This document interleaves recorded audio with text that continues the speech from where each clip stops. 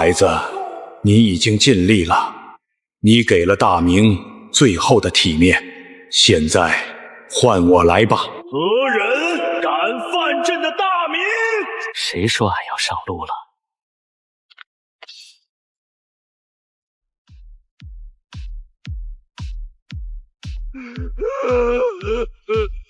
都怪老奴，都怪老奴糊涂，没给您寻一条结实的上吊绳，害陛下再受这二茬罪。狗奴才！老奴死罪，老奴死罪，陛下息怒。这是哪里？紫禁城怎会陷入火海？朕不是该在应朝府的皇宫里弥留之际握着孙允我的手，叮嘱诸子辅佐他守好大明江山吗？老奴死罪。抬起头来，告诉朕，如今是建文帝几世后代在位？回皇上，建文帝当年被燕王朱棣发动靖难之役击败，燕王登基后，如今传到皇上这儿，是永乐帝的10世孙，年号崇祯。朱棣当年咱家何等信任他，封他为燕王，赐他兵权，竟敢违背遗诏起兵谋反，篡夺皇孙江山，简直是大逆不道！罢了罢了，不管怎么说，江山终究还在朱家子孙手里。咱朱重八大败陈友谅，剿灭张士诚，亲手打下了这大明300年江山，绝不能就这样毁在闯军与满清手里。李自成多尔衮，朕的大明还轮不到你们来放肆！天哪，这还是我认识的那个崇祯帝吗？李自成的贼兵离宫门还有多远？城内尚有多少可用之兵？城内守军溃散大败，只剩数千锦衣卫和部分精营残兵守在宫门内外，恐怕撑不了多久了。废物，一群废物！传朕旨意，令锦衣卫指挥使率所部精锐封锁宫门及主要街巷，凡溃散士兵敢劫掠百姓者，格杀勿乱。再令精营残兵死守内城各门，拖延时辰，凡能坚守半个时辰者，官升3级。陛下，您是要逆势而为吗？当年开局1个碗，能通关1个国，如今日月山河还在，看咱荡平贼寇，在肃山河。等等，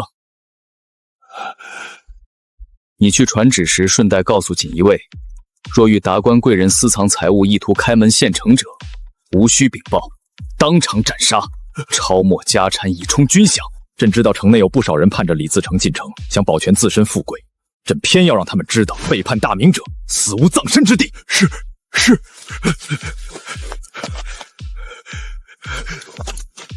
朱棣啊，朱棣，你个不孝子，夺了允文的江山，迁都北京。朕暂且不与你计较，可如今我大明危在旦夕，你这一脉的子孙守不住江山，朕便替你守。陛下，内城西北角楼已被贼兵攻破，精营士兵伤亡惨重，死伤遍地。贼兵正朝皇城逼近，火光照亮半边天，还请陛下移驾。移驾？朕的江山，朕哪里也不去。随朕去午门，朕要亲自督战，让这些贼兵看看，我大明皇帝绝非贪生怕死之辈。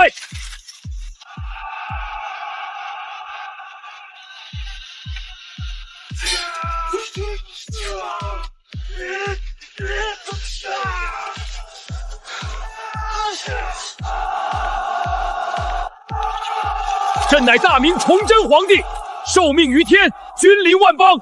今逆贼李自成以流寇之身窥伺神器，妄图倾覆我大明社稷，篡夺江山，此乃上逆天理，下违人心，天地不容。尔等在此浴血死战，皆是朕的忠臣良将。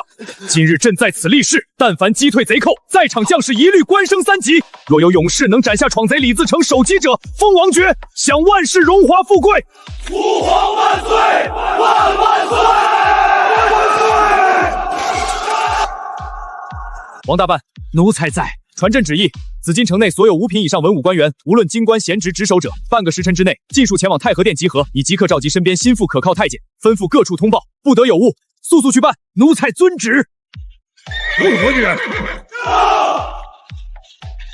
皇上有旨，5品以上官员即刻前往太和殿。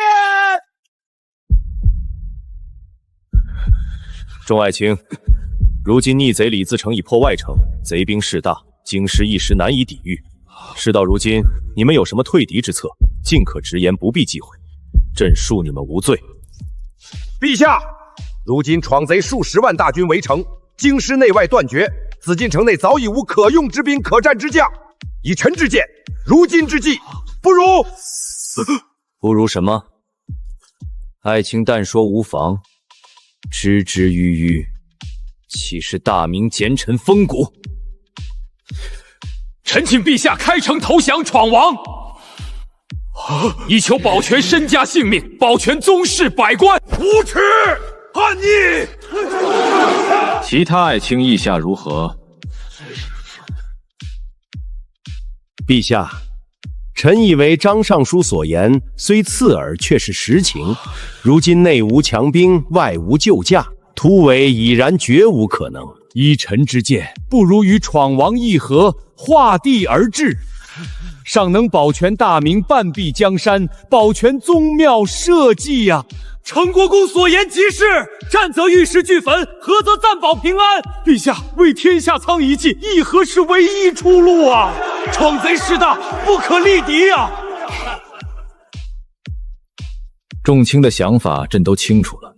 如今京师兵源枯竭，外援不至，看来朕也只能依诸位所言，与闯贼议和了。皇上，万万不可议和呀！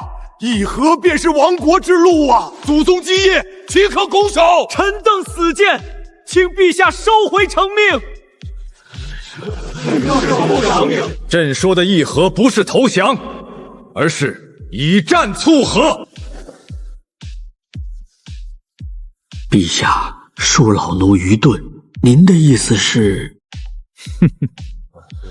众爱卿听清楚，如今闯贼破我外城，眼看便要攻入内城。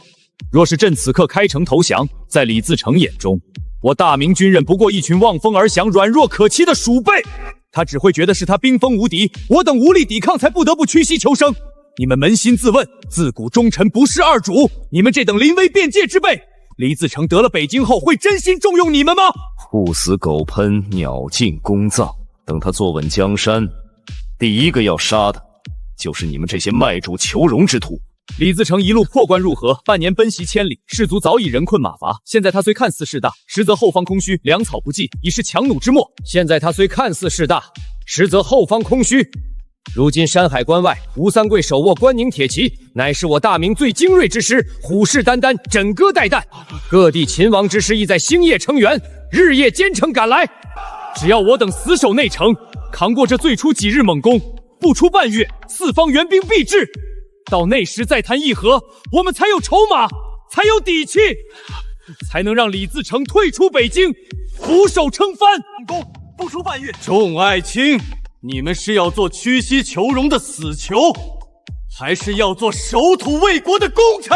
陛下圣明！陛下圣明！李国珍，朕命你为禁军统领。臣在。孟兆祥、王家燕为副统领，统领城内除锦衣卫外所有兵马，死守内城各门，务必坚守至秦王大军到来。臣遵旨。王承恩，老奴在。朕命你为掌印锦衣卫都督，负责攻防巡查，缉拿奸细，有动摇军心、私通床腿者，先斩后奏。老奴遵旨。至于张巡燕与朱纯臣，你们既主张议和，朕便成全你们。朕命你依旧以兵部尚书衔兼东阁大学士，朕给你们议和底线，册封李足胜为西北王，以陕晋豫湖广北部为其封地，赐金印，准其不朝觐不纳税不奉调。但李自成必须退出北京，率军返回关中，尊大明为正统，不毁宗庙，不害皇室，且需出兵协助朝廷抵御关外清军。朝廷可发白银100万两，粮食100万担，犒赏其军，首要目的是拖延李自成攻城的节奏，谈不成便不必回来了。陛下，我大明祖训，不和亲，不赔款，不割地，不议和。天子守国门，君王死社稷，岂可与刘贼议和，玷污大明国祚？臣死谏，请陛下收回成命。祖训，当年是老子定下的祖训，是让子孙励精图治，守土卫国，不是让你们这群腐儒拿来捆住皇帝手脚，坐视江山灭亡的。天子守国门，是让你们练兵备战，固国强兵。不是让城破之日只会喊一句以死报国，半点实用计策都拿不出来。范爱卿，你的忠心朕知道，可朕问你，不议和，不缓兵，仅凭城内数千陪兵，你能挡得住李自成数十万大军吗？臣虽不能退敌，城破唯死而已，谨遵祖训。死最容易，可江山没了，祖宗基业没了，百姓流离失所，就算死了，有脸去见列祖列宗吗？此时百官散去，殿内只剩下寥寥数名主战之臣。我缓缓开口道：“高文才，你即刻点齐500锦衣卫，直奔朱纯臣、张君彦府邸，抄家灭门，老少不留，一个活口都不许剩下。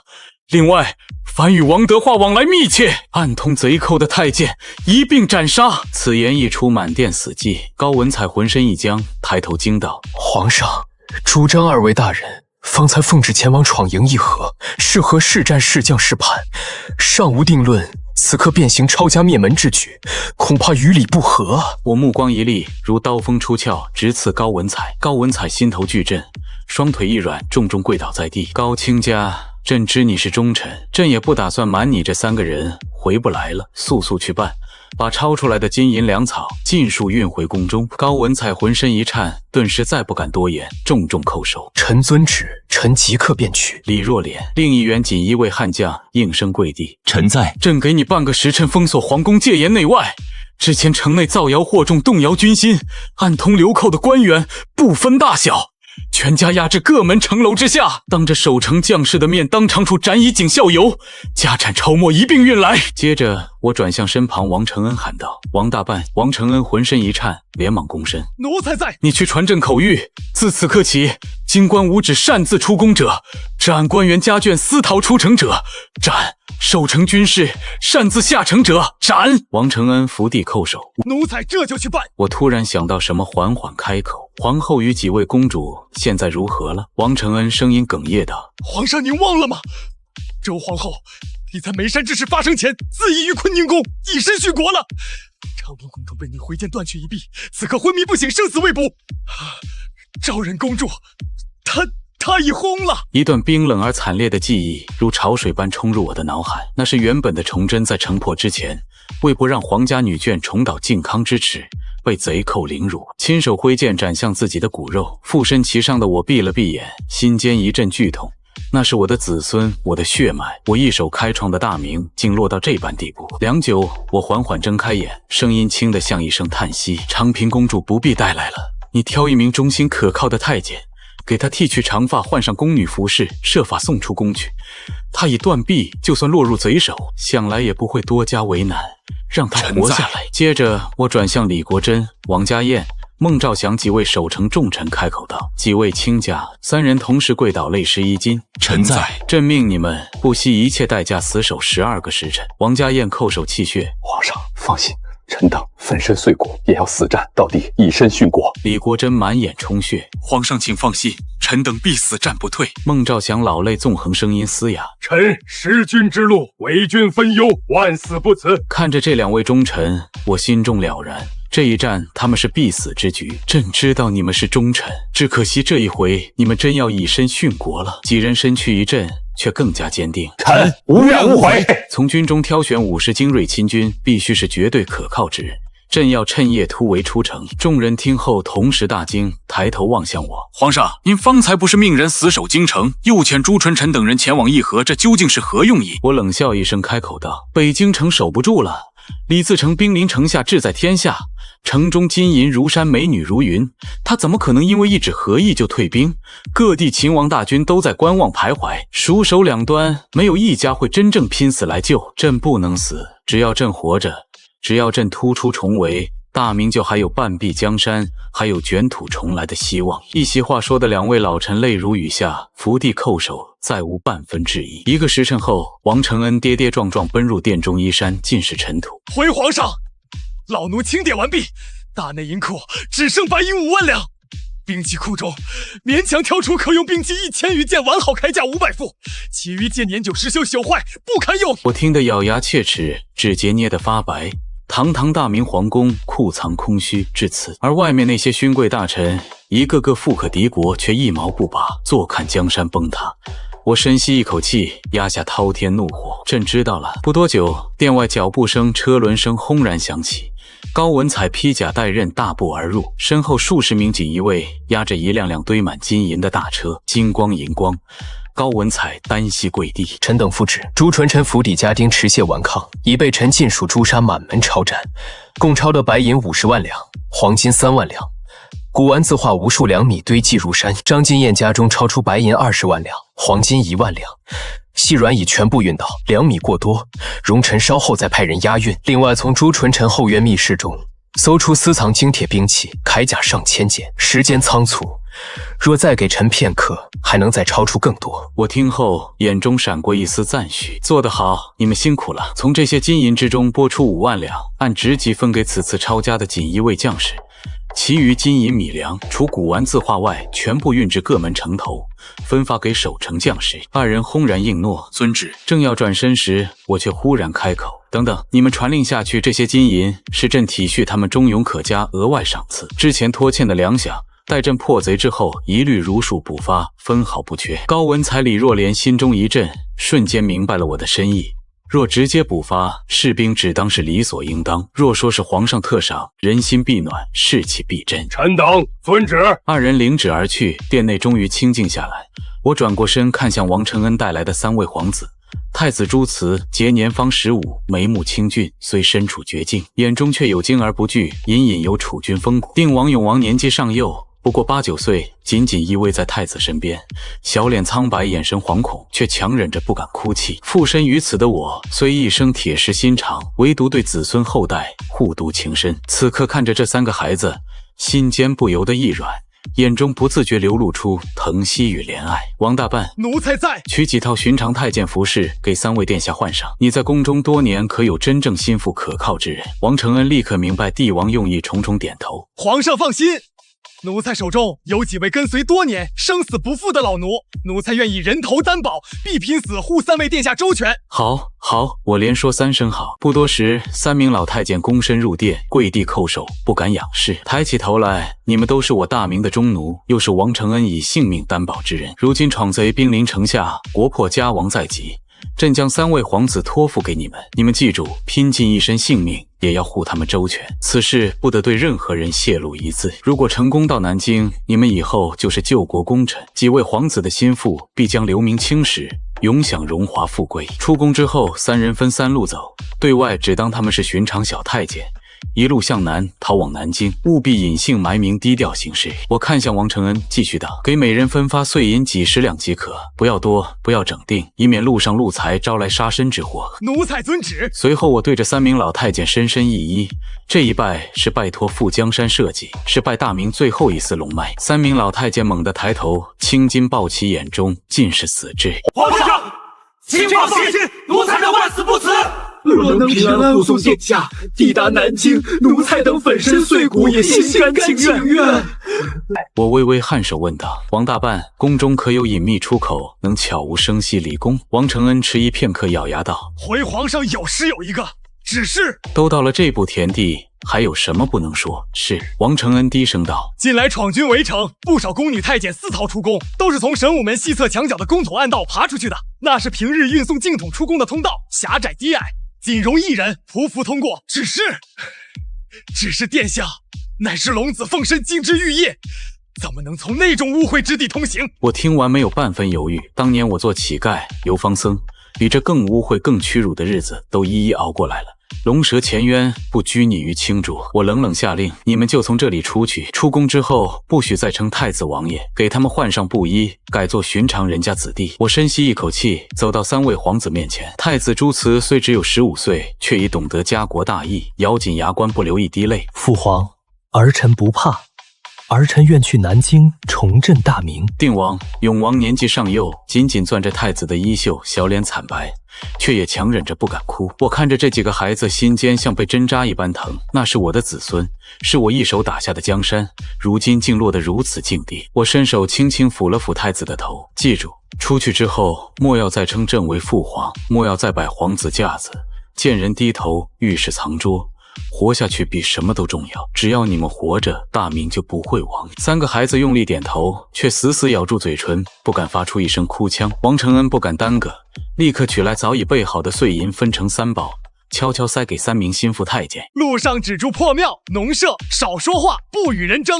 银钱只买粗粮淡饭，万万不可露富。3名太监伏地再拜，将银钱贴身藏好，又取来最粗布破旧的太监服饰给3位皇子仔细换上，抹乱他们的头发，擦上些许灰尘。一瞬间，金枝玉叶变成了宫中最不起眼的小内侍。皇上，暗道狭窄阴暗，臭气熏人，需弯腰匍匐而行，且只有1更天的时间。守卫会趁夜移走宫统，片刻后便会关闭。王承恩声音发颤，出发。我没有回头，他一身地袍立于殿中，目送几名太监带着3位皇子低头缩身，悄无声息地消失在殿角阴影里，往神武门方向而去。那背影一步一颠，却一步步走向生，走向希望。我闭上眼，只要龙脉不断，大明便有中兴之日。片刻后，神武门西侧角落，昏暗中，一道低矮腥臭、仅容一人爬行的黑洞口显露出来。平日里，这是宫中最卑贱之人都不愿靠近的宫统暗道，直通宫外护城河附近的偏僻小巷。夜风一吹，晦气扑鼻。太子朱慈郎微微一皱眉，却二话不说，率先弯腰钻入，定王、永王紧随其后。3名太监断后，一边爬一边用身体护住皇子，不敢有半分松懈。泥土秽物粘在衣袍上，龙子玉体此刻与泥垢无异。洞内漆黑如墨，伸手不见五指，只能靠双手摸索前行。呼吸之间全是刺鼻恶臭，可没有一人出声抱怨。他们知道身下爬的不是藏道，是大明的生路。我站在太和殿门口，外城陷落的浓烟滚滚冲天，将白日熏得一片昏黄。大顺军的战鼓如惊雷般一遍遍砸在城墙上，炮声震得墙砖簌簌落灰，连紫禁城的琉璃瓦都在微微颤抖。我脚步一顿，身旁紧紧跟着的是最信任的太监王承恩。此刻王承恩脸上满是焦灼，眼角泛红，跟在我身侧半步不敢离。王大办，闯贼眼下攻哪座城门最猛？王承恩连忙上前半步道：回皇上，是西直门。他顿了顿，补充道：如今是襄城伯李国珍大人亲自镇守，李爷家是永乐朝靖难功臣，世袭爵位至今已是第11代，满门忠烈，历代皆不负朝廷，不负大明。我眼底掠过一丝动容，又迅速被一层冷硬覆盖。好，随朕去西直门。我抬脚便要走，王承恩却猛地向前一扑，跪倒在地，一把抱住我的袍裾。皇上，奴才有句话，不知当讲不当讲。我脚步顿住，低头看着这位追随自己20余年的心腹，声音放轻：尽管讲。皇上，西直门炮火连天，闯贼石山般往上冲，您万金之躯去了太危险了，奴才斗胆求皇上，趁现在眼先未察觉，换上普通衣物，由奴才率几夷死士护驾，从密道出沟，南下南京。南京是我大明陪都，有完整的6部朝堂，有仓廪充足的粮草，有数10万江淮守军。皇上到了南京，便可重整江山，再图北伐。一番话说完，王承恩已是泪流满面，重重磕头。我沉默片刻，伸手轻轻扶起他，目光望向远方连天的战火，声音低沉，却带着帝王最后的清醒与决绝。朕知道你的意思。我轻轻一叹，朕之所以迟迟不走，一者是要给太子、永王、定王出宫藏匿留族脱身的时间，二者朕在这宫中一日，文武百官守城将士便有主心骨。一旦朕悄悄离宫的消息泄露，人心立刻溃散，不用1个时辰，内城必破。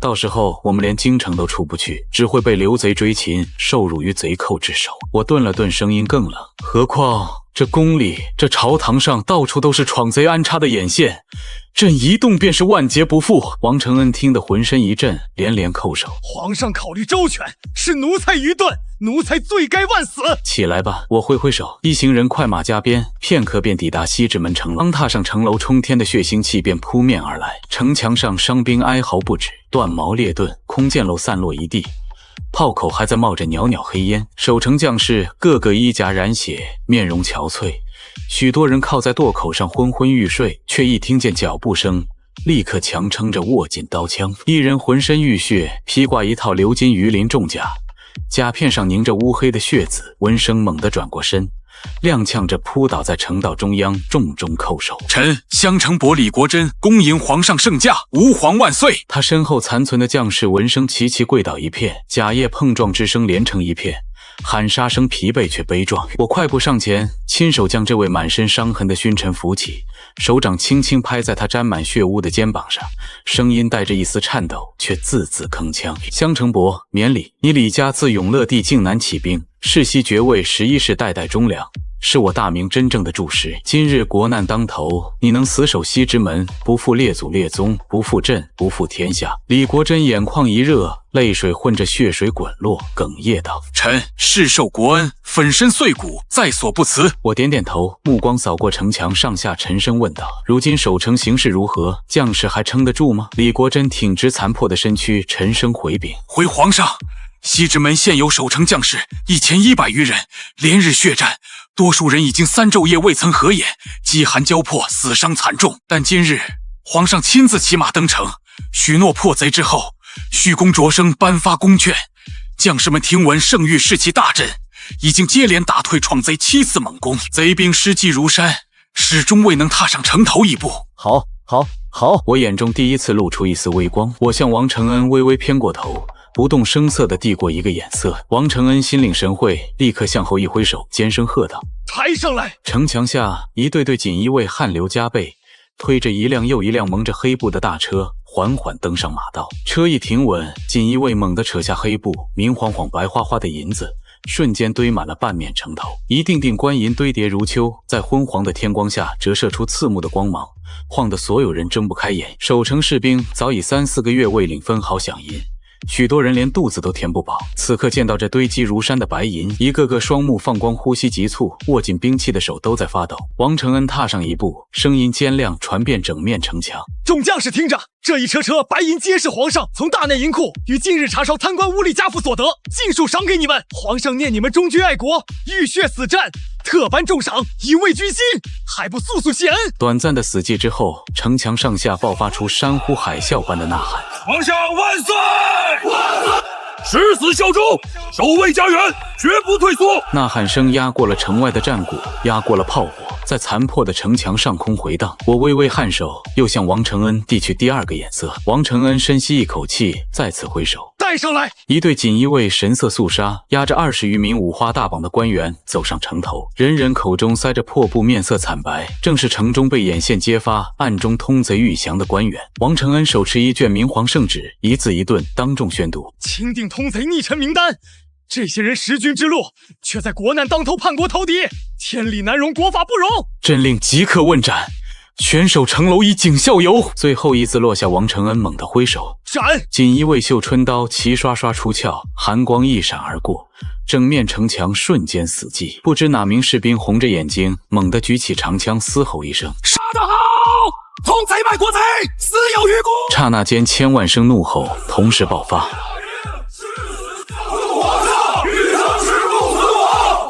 襄城伯李国珍站在一旁，看得浑身发冷后，被惊出一层冷汗。他世代勋贵，见过沙场喋血，见过朝堂杀伐，却从未见过皇上如此恩威并施，刚猛果决。前一刻还在赏银安君，下一刻便当众斩臣立威，奖罚分明，手段狠辣，一刀斩断了城内投降的念想，也一刀逼得所有人只能死战。李国珍猛地单膝跪地，声嘶力竭地呐喊：“臣李国珍率西直门全体将士，誓死报国，与城俱亡，绝不退后半步！”